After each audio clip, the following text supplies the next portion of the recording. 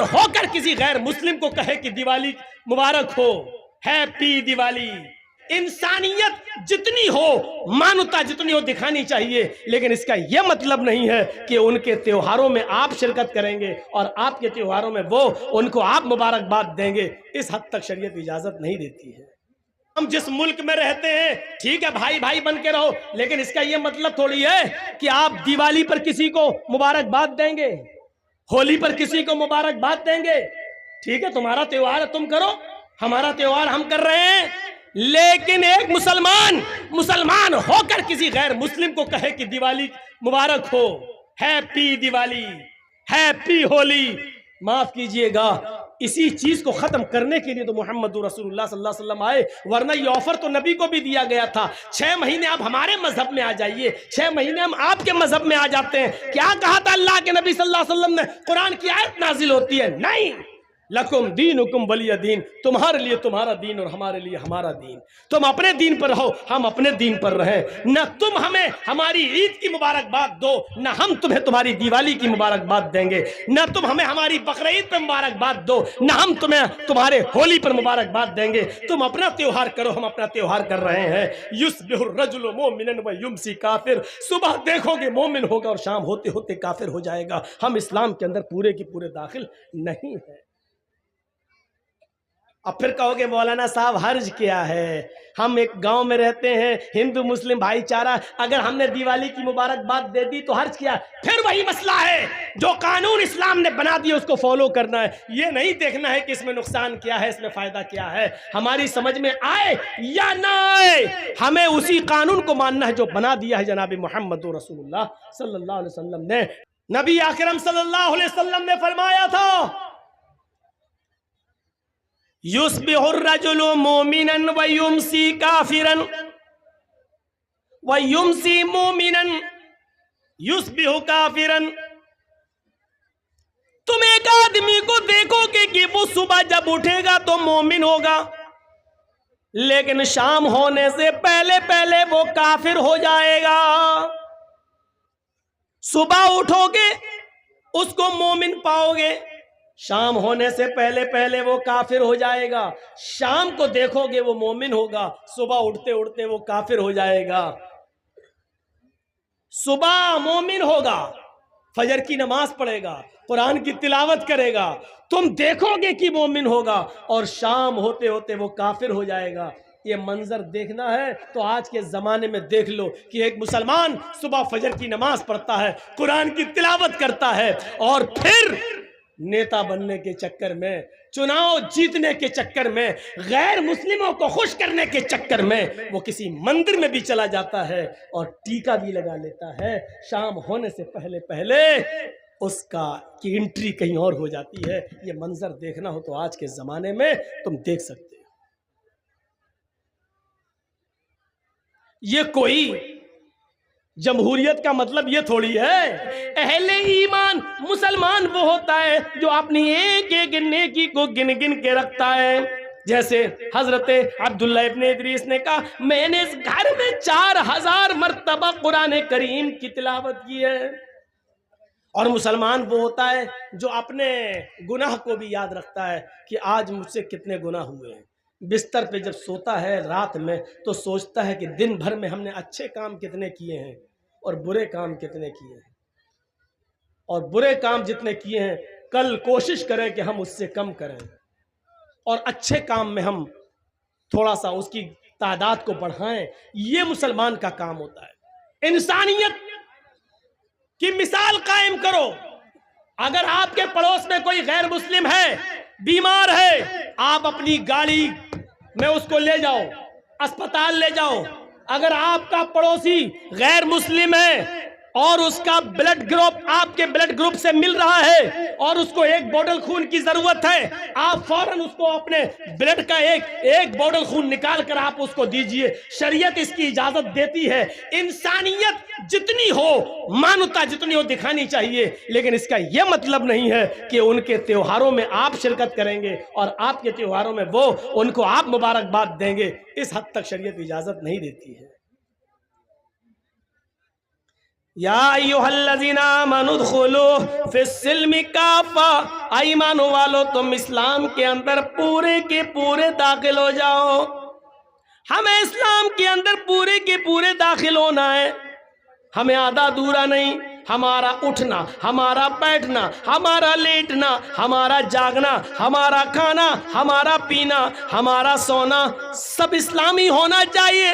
जब हम सुबह उठें तो हमारी जबान से इस्लामी जुमला निकल रहा हो, अल्हम्दुलिल्लाहिल्लज़ी अहयाना बअदा मा अमातना व इलैहिन नुशूर। जब हम किसी से मिले तो हमारी जबान से इस्लामी जुमले निकल रहे हो, अस्सलामु अलैकुम व रहमतुल्लाह। जब हम किसी से मुसाफा कर रहे हो और खैरियत पूछ रहे हो तो हमारी जबान से निकलना चाहिए अल्हम्दुलिल्लाह। जब हमें छींक आए तो हमारा रहन सहन ये होना चाहिए कि हमारी जबान से निकल रहा हो अल्हम्दुलिल्लाह। जब हम किसी ऊंची जगह पर लिफ्ट पर चढ़ रहे हो या छत पे चढ़ रहे हो, सीढ़ियों से ऊपर जा रहे हो, तो उस वक्त हमारी जबान से जुमले निकल रहे हो, अल्लाहु अकबर, अल्लाहु अकबर। जब हम लिफ्ट से नीचे आ रहे हो या हवाई जहाज लैंड कर रहा हो और नीचे उतर रहा हो, या हम पहाड़ से नीचे उतर रहे हो, या अपने घर की छत से नीचे की मंजिल पर आ रहे हो, तो हमारी जबान से ये इस्लामी जुमला निकलना चाहिए, सुबहान अल्लाह, सुबहान अल्लाह। जब हम लैट्रीन में जा रहे हो तो हमारी जबान से दुआ निकलनी चाहिए, अल्लाहुम्मा इन्नी औज़ु बिका मिनल खुबुसी वल खबाइस। जब हम खाना खाने बैठ रहे हो हमारी जबान से दुआ निकलनी चाहिए, बिस्मिल्लाहि व अला बरकतिल्लाह। जब हम खाना खाकर फारिग हो जाएं तो हमारी जबान से जुमला निकलना चाहिए, अल्हम्दुलिल्लाह। अल्लाह की हम्द व सना।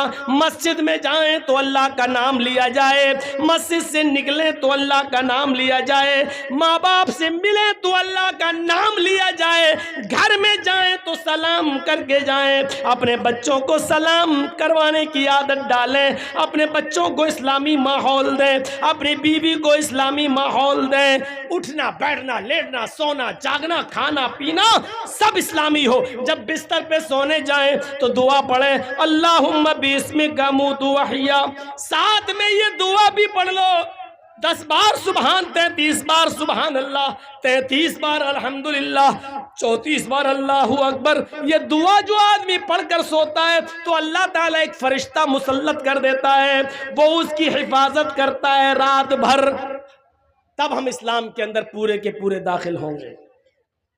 कोई गुनाह के करीब हम पहुंच गए, उस वक्त अल्लाह का खौफ हमारे दिमाग में होना चाहिए। दुनिया की कोई ताकत हमें देख रही हो या ना देख रही हो, लेकिन अल्लाह तो हमें देख रहा है। मेरे भाइयों, उस गुनाह से हम दूर हो जाएं, तब है इस्लाम के अंदर पूरे के पूरे दाखिल। वरना वही समझा जाएगा बिजली के खंबे पर आम के पेड़ के चंद पत्ते चिपक गए हैं, हमारी बॉडी पर चंद दीनी काम हो गए हैं, लेकिन हम जड़ से मुसलमान नहीं हैं, हम अपनी बुनियाद से मुसलमान नहीं हैं, हम अपने रहन सहन से मुसलमान नहीं हैं। और यहाँ हमें बुनियादी तौर पर मुसलमान बनना है, और इस्लाम के अंदर हमारा रहन सहन ऐसा होना चाहिए, इस्लाम के अंदर हम ऐसे घुल जाएं, इस्लाम के अंदर ऐसे दाखिल हो जाएं। मिसाल दे रहा हूं, जरा सुनिए। पानी का एक गिलास है, जग है हमारे पास, लोटा, पानी का एक जग है, और एक पत्थर है हमारे हाथ में। इस पत्थर को पानी में डाल दिया और रख दिया। 2 दिन के बाद आप देखेंगे तो पानी में वो पत्थर पड़ा हुआ नजर आएगा। आप चाहें तो हाथ डालकर पत्थर को निकाल सकते हैं और बाहर फेंक सकते हैं। पानी में आपने एक पत्थर डाला, 2 दिन के बाद आपने उसको निकाल दिया, इसका मतलब क्या हुआ? इसका मतलब यह हुआ कि पानी ने पत्थर को कबूल नहीं किया और पत्थर ने पानी को भी कबूल नहीं किया। जब तक डला था, जब चाहा उस पत्थर को पानी से बाहर निकाल के फेंक दिया। ऐसा हमारा इस्लाम से ताल्लुक नहीं होना चाहिए कि जब चाहो तब घुस जाएं और जब चाहे कोई हमें इस्लाम से बाहर निकाल कर फेंक दे। ऐसा नहीं होना चाहिए इस्लाम के साथ हमारा ताल्लुक। जरजीत साहब के पास पानी का एक जग है। आपके यहां जर्दा बनता है? जर्दा अरे वो मीठा चावल होता है, इधर नहीं बनता है, हम लोगों के यहाँ बनता है। तो उसमें खाने वाला रंग होता है। आपके यहाँ खाने वाला रंग तो बहुत सी चीज़ों में डाला जाता होगा, जलेबी में डाला जाता है, पुलाव में भी डाला जाता है रंग। आप जाइए और 2 रुपए का 5 रुपए का खाने वाला रंग किसी दुकान से ले आइए, और वो खाने वाला रंग पानी के उस जग में डाल दीजिए। 2 दिन आप इंतजार आपको नहीं करना है, 1 मिनट भी आपको इंतजार नहीं करना होगा। आप थोड़ी ही देर में देखेंगे जैसे ही वो लाल या पीला रंग पानी में गया और पानी को पूरा का पूरा लाल कर दिया या पीला कर दिया, जो रंग पानी में डाला गया पानी उसी रंग में रंग गया। अब आप रंग को पानी से अलग करिए, हो जाएगा? जो रंग आपने पानी में डाला है, अब आप पानी से रंग को अलग करिए, नहीं होगा। और पानी को रंग से अलग कीजिए, वो भी नहीं होगा। न रंग पानी से अलग हो सकता है, न पानी रंग से अलग हो सकता है। दोनों ऐसे घुल गए हैं, ऐसे मिल गए हैं कि न पानी रंग को छोड़ता है और न रंग पानी को छोड़ता है। ये होना चाहिए हमारा इस्लाम के साथ घुलना, ये होना चाहिए हमारा इस्लाम के साथ ताल्लुक। जब हम इस्लाम में आ गए, मुसलमान बन गए, तो हमारी जान चली जाए न तो इस्लाम हमसे निकले न हम इस्लाम से निकले। ये होना चाहिए पानी और रंग की तरह हमारा इस्लाम के साथ रिश्ता है। यहां चंद डंडे पड़ते हैं मॉब लिंचिंग के मौके पर तो आदमी जय श्री राम के नारे लगाने लगता है। हालांकि वो मौत का डर होता है, वो तो जिसके ऊपर बीतती है वही जानता है, मैं ये नहीं कह रहा हूं। लेकिन हमारा ताल्लुक इस्लाम के साथ ये होना चाहिए कि ऐसे हम इस्लाम में घुल जाएं और इस्लाम हम में ऐसे घुल जाए कि हमको इस्लाम से दूर किया जाए या इस्लाम को हमसे दूर किया जाए तो ना हो।